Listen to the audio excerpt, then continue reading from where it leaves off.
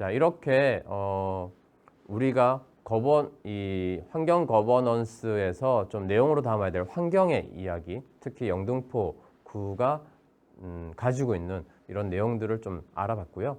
이것들이 잘 담기기 위해서는 어떤 그릇이 필요할까라고 하는 것이 바로 거버넌스가 될 것 같습니다. 그래서 이 거버넌스라고 하는 형식의 목표와 기준의 이야기를 이어서 시작해 볼까 합니다.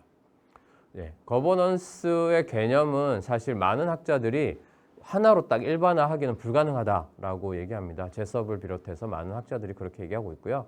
그래서 거버넌스는 그 특징에 초점을 맞추는 것이 오히려 현실적이다라고 얘기하고 있고요. 그래서 그 특징에 맞춰서 분류들을 몇 가지를 해보았는데요.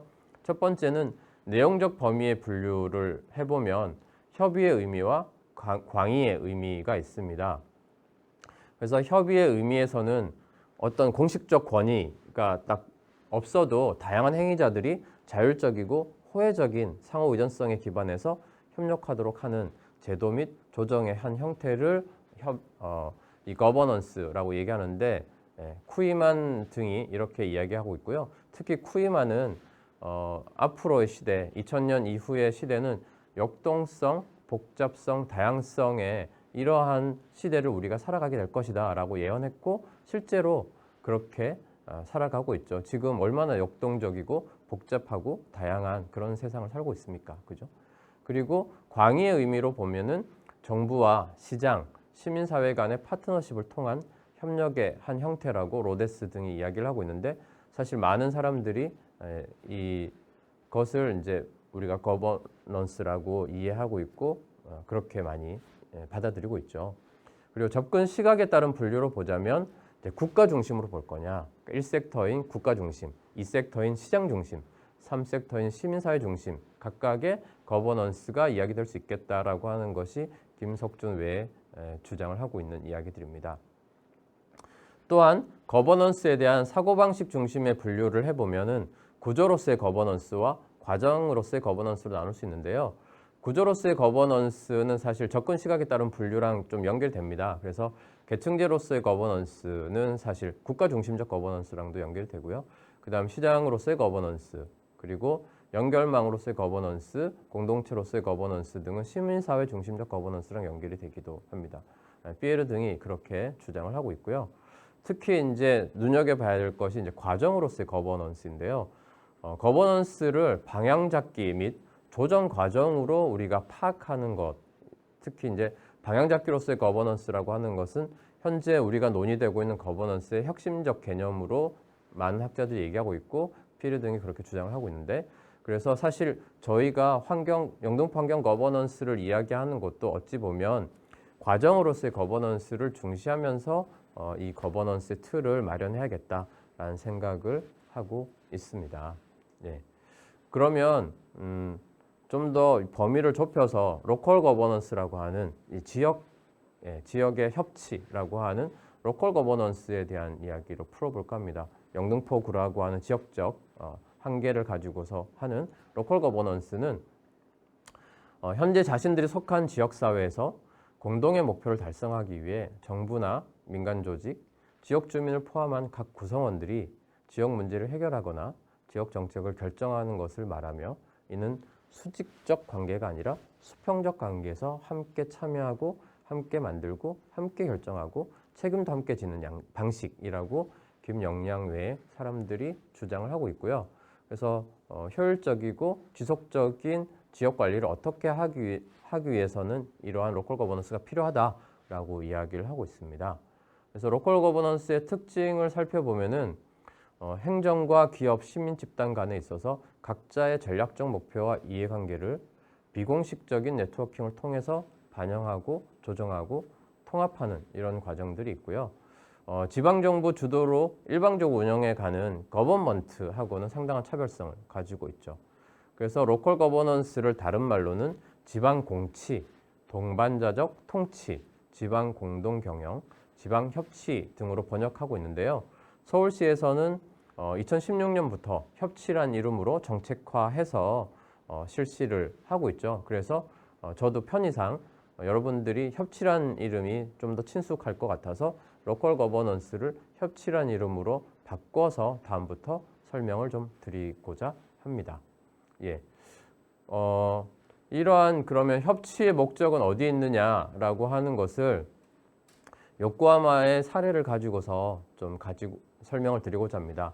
협치의 목적은 지역이 가지고 있는 지역적, 사회적 과제를 해결하기 위한 그런 사회적 과제, 지역적 과제들은 되게 많죠. 예, 뭐 마을 만들기라든지 방범이라든지 복지라든지 뭐 지금 뭐 이 돌봄의 문제라든지 특히 이제 환경이라고 하는 부분도 마찬가지일 텐데 이런 아젠다를 어떤 방식으로 해결할 거냐라고 하면 협동의 유건칙을 기초로 해서 시민사회와 의회와 기업, 행정 등이 함께 이 문제를 해결해 간다라고 하는 것이 협치의 목적이다라고 얘기하고 있고요.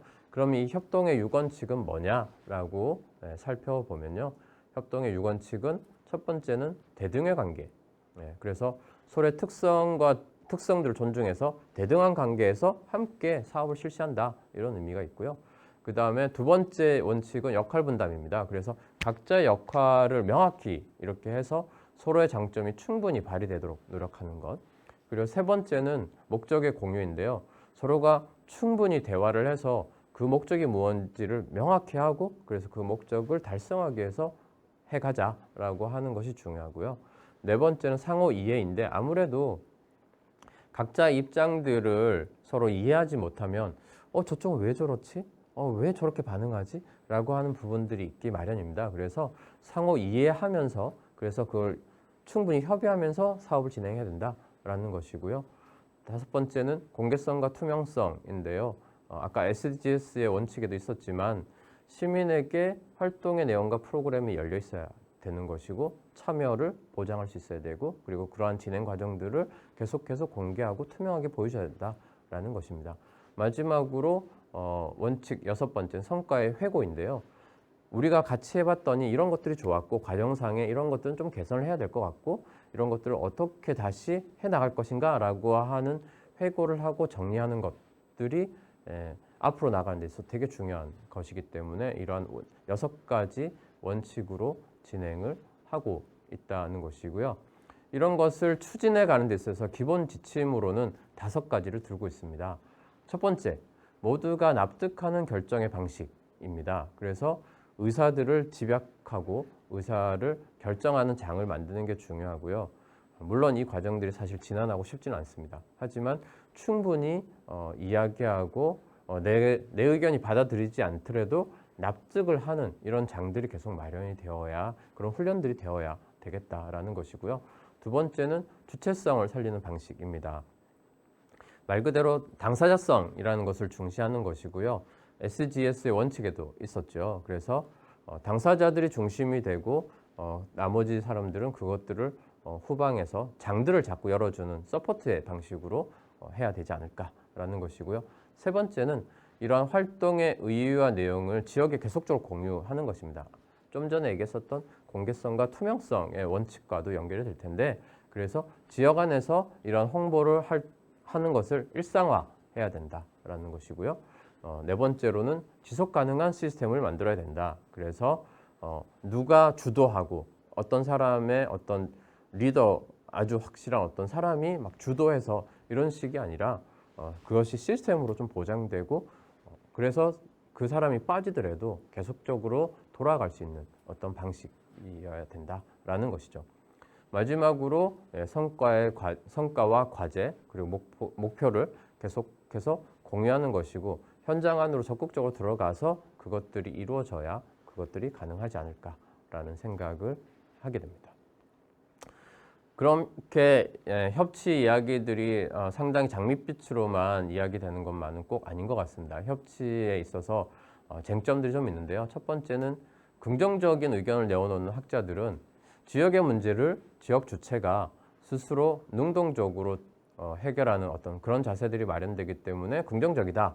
그리고 행정에서는 주민들의 요구를 수용함으로 인해서 주민 참여가 확대될 것으로 기대할 수 있으니까 그런 부분에서 긍정적이다. 그리고 이걸 통해서 정책적 효과가 강화될 것이다 라고 이야기하고 있기 때문에 협치라고 하는 것이 상당히 긍정적이다라고 평가하는 반면에 부정적 의견들도 있습니다.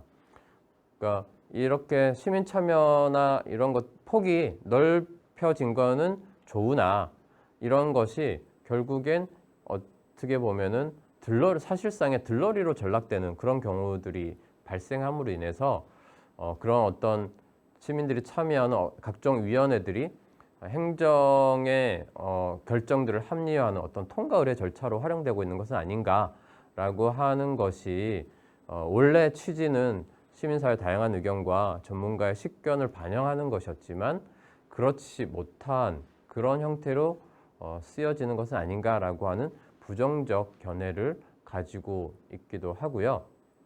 네, 김창선 외 이런 사람들이 그런 이야기들을 하고 있습니다. 그리고 우리 협치가 좀 극복해야 될 과제로서 하승수 외 연구자들이 이야기하는 것은 협치의 성패 결정 잣대가 원래는 사회정의나 평등, 소외의 극복이라고 하는 것에 맞춰져야 되는데 그거보다는 오히려 효율성과 효과에 맞춰지다 보니까 그 거버넌스를 구성하는 민주적 과정에 대한 고민보다는 그 결과의 성공 여부에 따라서 거버넌스가 평가되고 있다는 것이죠. 그래서 이 민간 협력을 강조하는 거버넌스 개념의 출현이라고 하는 것이 정부와 시민단체의 어떤 관계 변화를 의미하는 건 사실이지만 그 관계 변화가 대등한 관계 내지는 협력적 관계의 변화라기보다는 형식적인 참여의 통로가 되고 있는 것은 아닌가. 그래서 오히려 시민사회 활성화에 기여하기보다는 시민사회 자원을 흡수하거나 정부의 정책 결정을 정당한 수단으로 악용되는 것은 아닌가라고 하는 우려를 표현하고 있기도 합니다.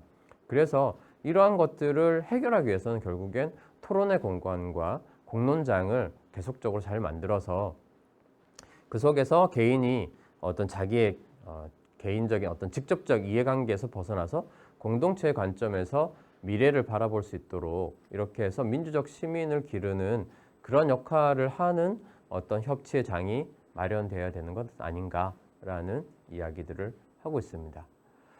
앞서 말씀드렸다시피 서울시에서는 2016년부터 협치란 이름으로 시행을 하고 있는데요. 그 내용들을 좀 살펴볼까 합니다. 예, 그래서 2016년 협치 서울선언의 내용들을 좀 들여다보면은 일단 협치 체계는 시민 주도형이어야 된다라는 이야기를 하고 있습니다. 그래서 공공주도에서 시민 주도의 협치로 전환을 하자라는 이야기를 하고 있고요. 그리고 이것이 되기 위해서는 시민 참여 제도가 완성이 되어야 된다라는 것이고요. 이러한 시민 제도가 완성이 되기 위해서는 행정은 시민의 실질적 참여를 보장하고 정보의 투명한 공개를 해야 되는 것이고요. 시민은 반대로 행정과 협력하고 함께 책임지는 그런 자세를 보여야 되는 것이죠. 예, 재정민주주의 강화라고 하는 측면에서는 이 서울시의 예산 편성과 집행을 협치의 원칙에 맞게끔 개선해서 시민들이 자기 결정권을 좀 강화할 수 있도록 도모를 하고 그리고 참여와 자치, 분권에 기반한 그런 예산 제도 실현과 재정협치 기구를 운영한다라는 내용이 담겨져 있습니다. 예. 그리고 이어서는 공동의 역량 높이기라고 하는 부분이 있어서 사실 협치라고 하는 것이 기존에 따로따로 이렇게 자기 활동들 열심히 하다가 함께 힘을 합쳐서 해야 되다 보니까 아무래도 연습과 경험이 필요합니다. 그래서 그것을 잘 하기 위해서는 결국엔 그것을 잘하기 위한 경험의 장, 교육의 장 이런 것들이 필요할 것 같고요. 그것이 공동의 역량 높이기라는 이름으로 이야기되고 있습니다. 또한 협치의 걸림돌을 걷어내고 디딤돌을 단단히라고 하는 부분에 있어서 계속해서 연습하고 시행착오를 거치는 작업을 통해서 그런 경험들을 계속해서 쌓아나가자. 그리고 그런 관계성들은 더 단단하게 만들어가자라는 이야기인 것 같고요. 마지막으로 이것을 하기 위한 실천계획 수립하는 것을 가지고서 이야기가 되고 있습니다. 예. 그래서 서울시 협치에서 강조하는 것은 기존의 일방적이고 자문 중심의 그러한 방식에서 같이 협력하고 직접 참여하는 방식으로 위원회 구조나 그다음에 다양한 중간 지원 조직을 만들어내고 정책 네트워크를 만들어내면서 그러한 것들을 좀 전환해가는 이러한 것들을 이야기하고 있고요. 그래서 정책 의제 설정에서부터 결정 그리고 집행 과정까지 행정과 시민사회가 따로따로가 아니라 직접 참여하고 함께 시행하는 방식으로 서울시 협치를 구성하고 있다라는 것입니다. 그 대표적인 사례로 꼽을 수 있는 것이 바로 시민참여예산제도인데요. 시민참여예산제도에 참여해 보신 분들은 아시겠지만 사실 상당히 그 과정들이 복잡하고 지난합니다. 하지만 이런 과정들이 결국엔 보다 더 나의 어떤 주체성을 살리면서 내가 직접적으로 참여하는 어떤 그러한 관계 이런 것들을 만들 수 있다라고 하는 측면에서 조금 복잡하고 지난해 보일 수 있지만 이것이 당연한 어떤 경험의 틀로 쌓이면 이것이 하나의 어떤 당연한 사이클로 받아들여지게 되지 않을까라는 생각을 하고요. 예, 그리고 이것이 이제 잘 진행되기 위해서는 결국엔 협치 인프라가 구축이 되어야 되잖아요. 그래서 이것을 하기 위해서 이제 협치 학교라고 하는 것을 열어서 서로 동반 학습을 하고 서로 공감하고 교류하면서 서로 수용하는 어떤 그러한 액션 러닝의 방식으로 진행이 되고 있습니다. 예.